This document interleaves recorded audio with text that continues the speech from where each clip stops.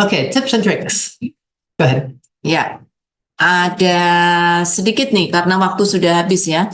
Akses ke bahan-bahan pemuritan digital. Ini tadi juga ada Pak Widodo yang tanya tentang penggunaan bahan. Ya, sebentar. Tolong diberi kami aplikasi ya untuk pemuritan. Nah, pemuritan tuh prosesnya tadi banyak ya Pak ya. Ini dari awal sampai akhir sampai menjadi dewasa. Jadi nggak ada satu AI tools yang perfect untuk semuanya. Tetapi itu bisa dilihat kebutuhannya. Nah, untuk itu satu aplikasi tidak ada, tapi seperti Cambium punya aplikasi digital itu bisa menolong, bukan aplikasi AI. Tapi kalau saya mau daripada AI dibagi dalam prosesnya. Itu untuk head, Alkitab itu penting dan ada aplikasi AI untuk itu. Kalau itu untuk komunikasi interaksi, ada aplikasi seperti WhatsApp, tapi ada bahan yang lain. Kalau itu engkau lihat untuk setiap tahap daripada AI, daripada pemuritan AI bisa, tapi belum ada yang bikin aplikasi seperti Alkitab GPT. Dan ada pemuritan GPT untuk pelayanan. Ada yang sedang dibikin yang cukup bagus, tetapi khusus sebagai aplikasi pemuritan belum ada. Itu alasan saat ini sedang ngomong tentang AI bisa mendampingi prosesnya.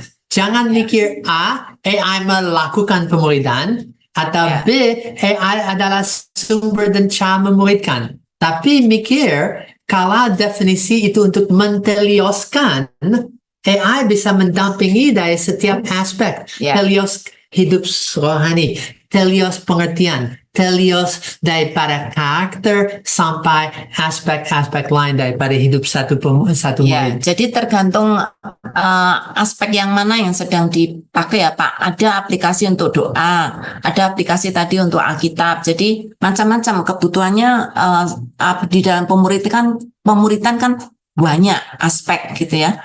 Kemudian yang kedua penerjemahan bahan-bahan. Kalau Bapak Ibu sedang di dalam pekerjaan misi untuk menjangkau suku-suku tertentu, Bapak Ibu bisa memakai AI untuk penerjemahan ke dalam bahasa suku yang diinginkan secara real time. Atau ada English Indonesia, tapi lebih dari menerjemahkan bahan, bisa dipakai untuk create content, new content, multiplikasi dalam content, bahasa B, yang berikut personalized content. And so kalau ternyata bahan yang baik untuk kelompok A, sekarang saya bisa gimana untuk yang lansia atau yang muda. And so untuk multiply content yang actually penerjemah bahan itu lebih tepat untuk content creation, and personalized bahan itu untuk content multiplication and content adaptation. Saya lihat ini sangat beda daripada saya punya di catatan saya. Sepertinya ada orang yang actually pakai AI untuk dia dapat daftar ini.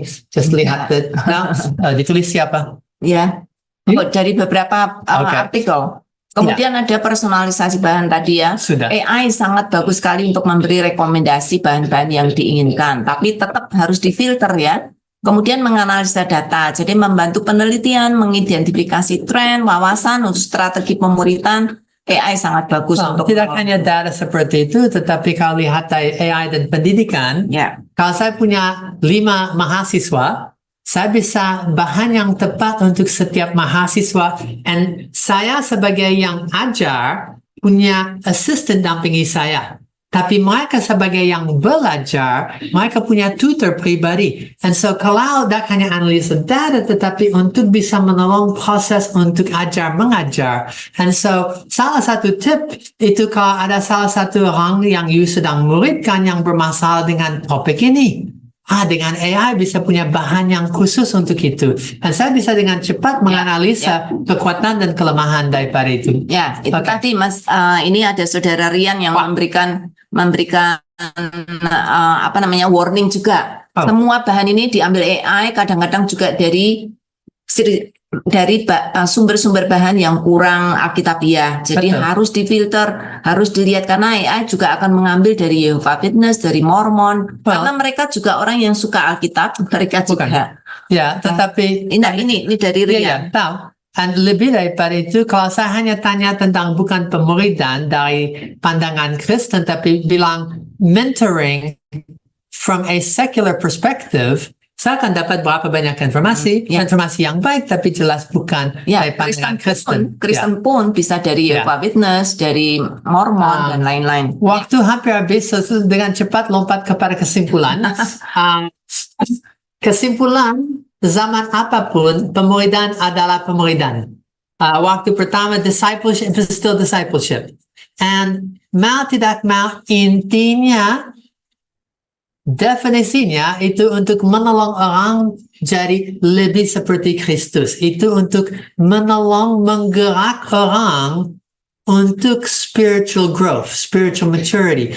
And so apapun zamannya, tujuan yang sama. Konteks, caranya, budaya, zaman klasik, AI, modern, atau digital, dat penting. Pemuridan masih adalah pemuridan. Ya, betul. But, saya rasa hampir seperti misiologi, kalau saya mau memuridkan suku yang di pulau sana bandingkan dengan suku yang digital, saya akan pakai bahasa yang beda, cara alat yang beda dengan tujuan yang sama. More like Christ dalam konteksnya. So anyway, ini kesimpulan daripada kesimpulan. Gimana dengan Anda? And kalau you sudah ahli pemuridan terbesar di dunia, sudah mengerti AI, dan sudah mulai bergumul bagaimana AI akan dipakai dan dampaknya. Kalau you sudah pintar AI, apakah semua skill digital dan skill kemampuan Anda sedang dipakai untuk pemuridan? Dan ini dua dunia yang sering dianggap tidak terkait. Digital and technology, pemuridan and theology, dan dunia yang beda. Tetapi saya harap dari lewat ini akan mulai mikir dan integrasi theology and technology. AI, digital, and skills and tools, pemuridan learning, formation, intentional formation, and transformation, and duanya mulai digabung dengan cara yang baru. Tujuan daripada ini bukan untuk memberi jawaban. This is the answer. Even untuk satu model pemuridan ada berapa banyak? Sabda suka 5 haha. Okay, haha. Okay, tetapi yang penting cara apapun yang dipakai untuk memuridkan, sadar digital and AI punya alat, punya kesempatan dan peluang untuk mengembangkan pemuridan yang sedang lakukan. So, that's it. Saya tahu waktu habis. Ada pertanyaan atau sesuatu yang muncul? Pertanyaan dari Ibu Melce. Kalau gereja ingin mengadopsi pelayanan AI dan digital atau pemuridan dengan berapa waktu yang dibutuhkan untuk gereja itu bisa beradaptasi? Ini pertanyaan berat, Bu Melce. Itu pertanyaan yang sederhana. Untuk yang muda, mereka sudah tahu dan mengerti sisi AI-nya, bukan pemuridan. Untuk yang mungkin paling tua, akan harus tunggu sampai mereka, maaf tidak ada lagi, karena mereka tidak akan. Nah, antaranya yang muda, yang native digital, and yang sudah pengunci digital, saya harap akan ada diskusi yang baik, karena itu perlu berapa banyak waktu untuk gereja masih melayani yang lama, relevan untuk yang sedang dan akan datang. Ini selalu harus bergumul dua-duanya. Ya, ini dalam masa transisi ya Ibu Melce.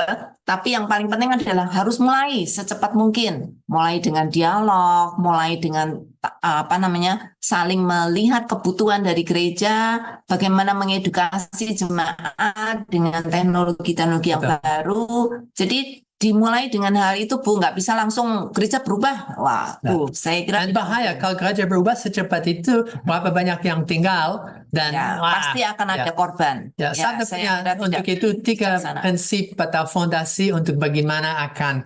Yang pertama is conversation, bicara. And yang kedua itu eksperimentasi atau eksplorasi. Coba. Kalau you coba 3 kali, 2 yang gagal, tapi 1 yang mungkin sukses. So, bicara, coba, dan setelah conversation, eksplorasi, eksperimentasi, akan ada sharing, Ya. saling membagi. Dan kalau you akan bagi, akan daripada itu tak, hey, this is good, this is not. Ya. And tak hanya dengan gereja, tetapi dengan teman-teman lain. Karena saya percaya, A, church growth, B, church transformation, dan C, masa depan harus dalam komunitas bergumul bersama. Ya. Kayu bisa tumbuh ke sana, bertumbuh, bla bla, tapi tinggal semua yang lain sia-sia. Ya, pemuritan itu relational, Bu, relasi. Jadi bangun relasi sebaik mungkin dulu di gereja. Baru nanti program dan semua alat-alat yang lain bisa menyusul. Jadi pertemukan dulu dan sama-sama memikirkan bagaimana untuk mengadopsi ini untuk melayani generasi yang akan datang. Ya. Bagaimana generasi yang lama mendukung, bagaimana generasi yang baru bisa bekerja sama. Ya, mungkin itu ya. Tapi mungkin juga saya kutip dari Joshua. Dia garis di tanah dan bilang, me and my house will serve the Lord. Bukan di tanah yang lama, dunia yang lama, tetapi di Kanaan, dunia yang sedang akan datang. Dan dia memutuskan, dan mungkin dalam konteks gereja, harus bikin segaris dan bilang, okay, akan coba. AI kami dah tahu caranya, dah tahu di mananya, tetapi akan coba eksperimen. Dan daripada itu kami lapor seperti apa. Dan mungkin sebelum itu kirim beberapa orang untuk pulang dengan yang buah yang seterusnya. Yeah. But you need to try, you need to start. Draw a line and say, okay, sekarang akan ke situ. Ya, dan yang paling penting adalah berdoa, Bu. Tuhan mau pimpin kemana gitu ya. Kapan waktunya Tuhan yang tepat itu yang paling bijaksana.